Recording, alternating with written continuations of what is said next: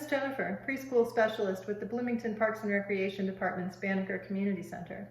On Thursdays, I'm sharing fun snacks that you can make with your kids.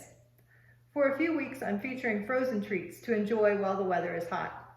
Today, I'm making frozen banana ice cream.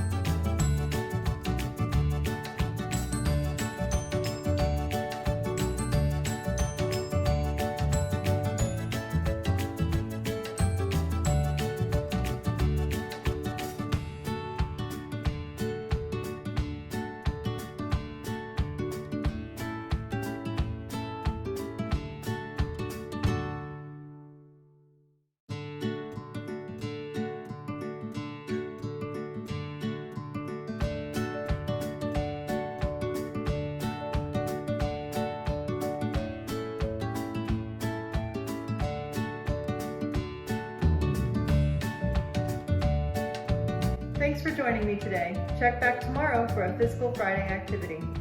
Bye, friends.